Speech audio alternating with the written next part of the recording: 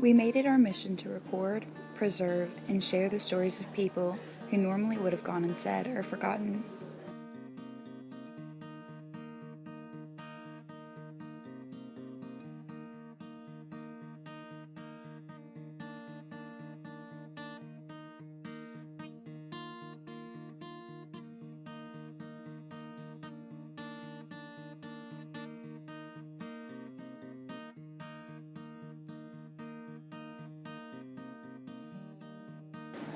Everyone has a story to tell. These are some of those stories.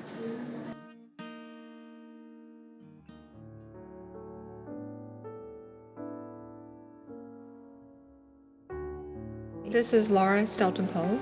Now I'm Mark Steltenpole. So, Mark, you have a fascinating story about how your parents met, and every time we tell people this story, they're always amazed at the circumstances of how they met. All right. So, will you tell us the story I'm happy to. about how they met? My mother was born in Radom, Poland, which is a little town about 30 miles, maybe farther, 40 miles south of Warsaw, Poland. And when she was 14, Germany invaded Poland, starting World War II. That was in 1939. And she somehow survived the war as a worker in German work camps. She worked in Auschwitz, Birkenau, Bergen-Belsen, and also at Buchenwald. And there were some others. She wouldn't talk with me about her experiences during the war. When I was young, I remember trying to pry and trying to get information from her about her experiences, because I grew up interested in World War II history, and I was reading everything I could, and it was fascinating to me to know that she had these experiences, but she wouldn't talk about them. And I pried, and finally, I think I was about 10 years old, my dad sat me down separately, and he explained to me that she had seen just so much, she had witnessed so much in those work camps. Knowing your mother, I would imagine she wanted to protect you from that. Yeah, I'm sure that she did. Yeah, and I can see that. My daddy told me about this horrifying things that he was familiar with, it. He understood about what she endured there. But at the end of the war, or maybe even during the war, it's sketchy to me. She just really wouldn't talk much about it. And she married a GI, and I'd never met this person, and they never spoke of this person, so I don't know who that person was. And she immigrated to the United States, but she had contracted tuberculosis in the work camps in Germany, in Poland. And so she was placed in a TB ward, a tuberculosis ward in Ocala, Florida. There was a big center there that's where you went if you had TB, if you were in this part of the country. And so at the same time, my dad was born in Arvada, Wyoming, which is just a little bit east, maybe 30 miles east of Sheridan, Wyoming today. His grandfather homesteaded in the Powder River Basin in the late 1800s, and this is during the later stages of the American Indian War. Back then, when you homesteaded, America was trying to settle the Wild West, and they were given 1,000-acre plots of land to go there and build a ranch, build a farm of some sort, and settle there. And so he did. His grandfather did. And then later on, his father, he was born, and his father, and he actually built a home on the homestead that he and his sister and his mom grew up. His dad died when my father was 14 years old. He died of appendicitis. Believe it or not, that was something that when you're out in the middle of nowhere like that was how he died. My dad.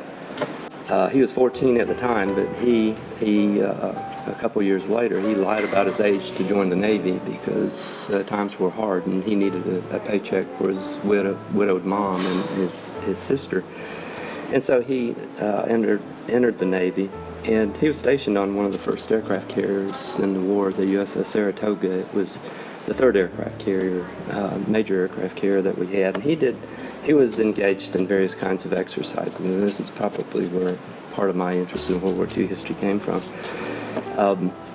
Then he contracted TB while he was he said it was in the Philippines, but he was stationed in various places in the Pacific.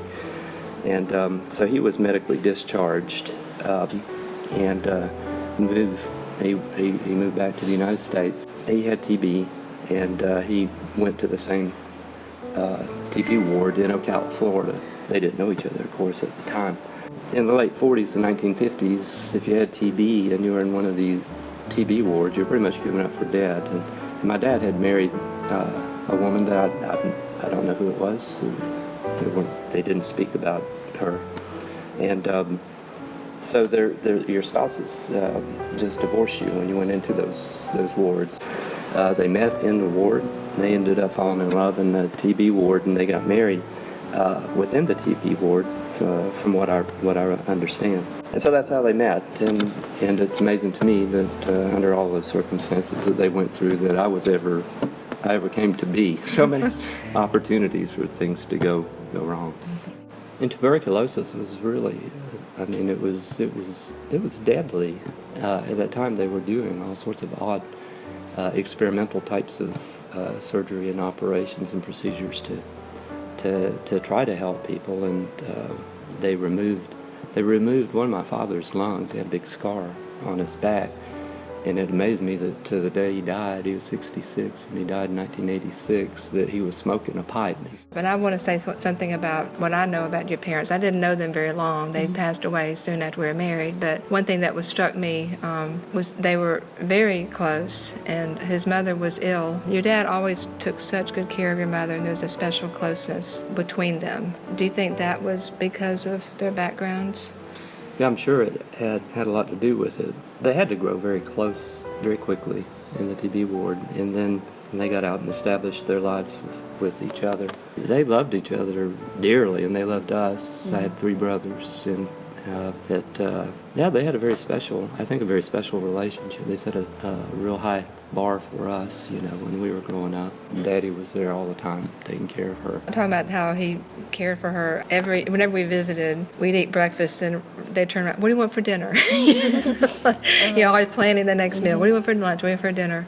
And even though, of course, she couldn't cook at that time, she had, I didn't know her at the time, but raising the 4 boys, she cooked. She was the stereotypical housewife, mm-hmm. and a good housewife, and cooked great meals, Polish meals. But he always involved her. What are we going to eat, and had her in the planning. And even though she couldn't physically cook the meals, she wasn't left out of mm-hmm. anything. And so that kind of thing, you could see that's just an example of how he cared for her. And, mm-hmm. even though she couldn't physically cook anymore. So he did all the cooking. I think just resilience is something that goes to a marriage.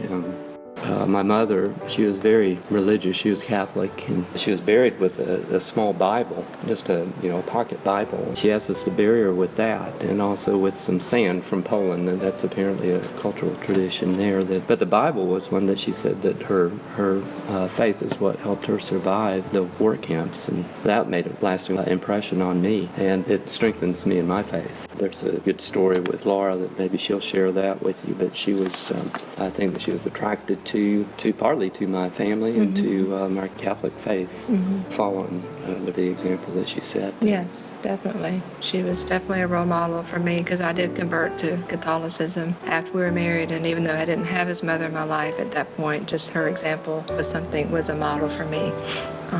In my spiritual story, that she was definitely a role model. Because my family, I have a very loving family, but my parents were divorced, mm-hmm. and so I didn't have the model of the married parents. My parents were great, and they were both in my life, but it's just different to see, the marriage lasting so long through so many trials. If I had one word to describe their relationship, or what I think about both of them, is service. How my dad cared for her. My mom was very involved in the church, in service to others. I think that was the important lesson that we're here to serve.